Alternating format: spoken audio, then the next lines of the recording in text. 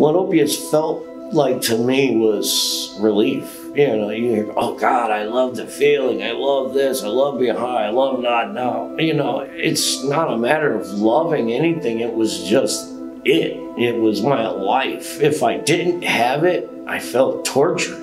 If I had it, I felt like I could function. I could wake up. I could move.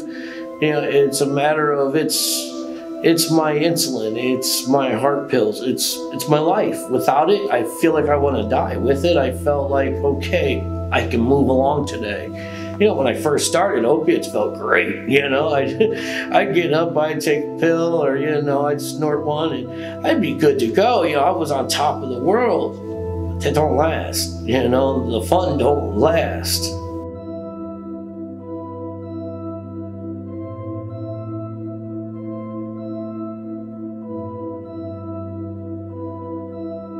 Started when I was a kid. I was 14 years old and I was on my own. My mother put me out of the house then, and it began mostly as, you know, trying to survive, you know, selling it.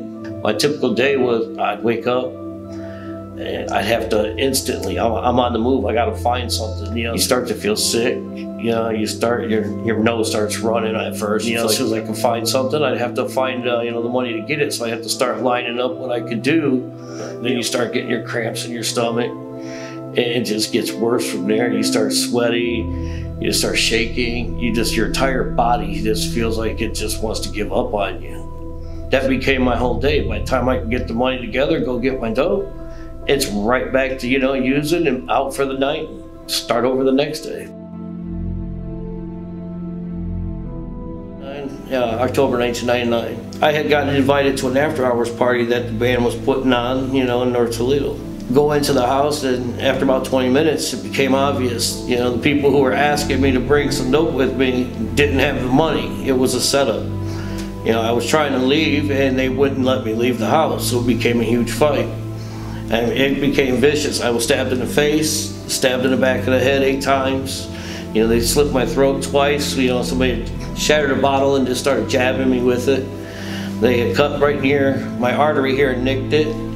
I had woke up in the hospital 3 days later, found out that, you know, a friend had to save my life by sticking his finger in there and pinching the artery closed.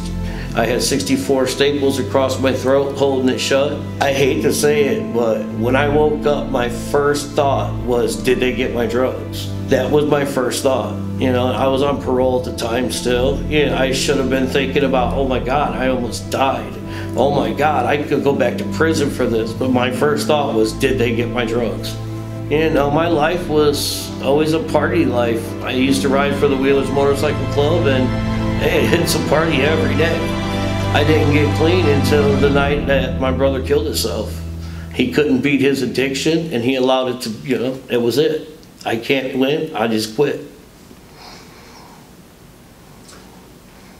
Your brother died from? He hung himself. Because he couldn't beat? He couldn't beat it.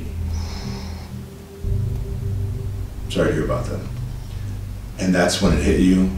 I didn't want to leave my family behind the way he did.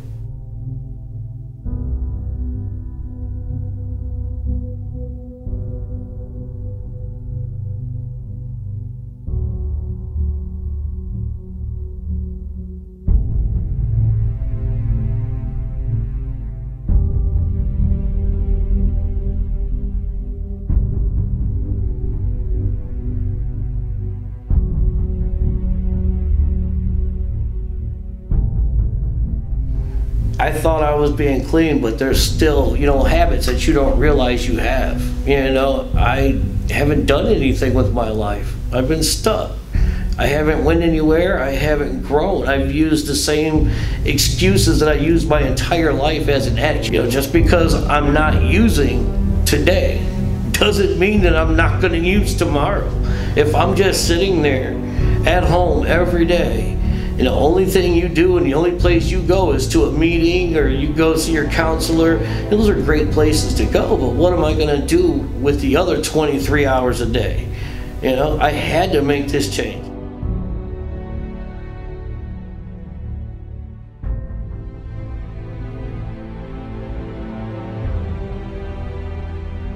since I've been here at Harbor, they have helped me to break out of my shell, you know. Like I had said, I'm just sitting in the house living a sober program, but I wasn't living life. Harbor has helped me to break out of that shell. They've helped me to become a person. They've helped me to accept who I am. They helped me understand that who I was is not who I am today, that I'm worth something.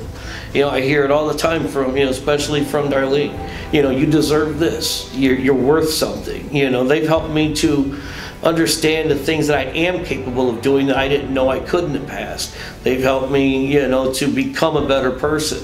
I didn't even have, you know, shoes to wear to work. I've been wearing sandals for, you know, the last like 5 years. In the summer I'd wear sandals. You know, Harbor went out and bought me the work clothes that I need to be able to come to work every day. You know, they've helped me to do things to become more self-sufficient. Honestly, I came in here doing tech support. You know, they brought me in and gave me a shot at tech support. Harbor, they recognize my passion is to help other people come from where I've been.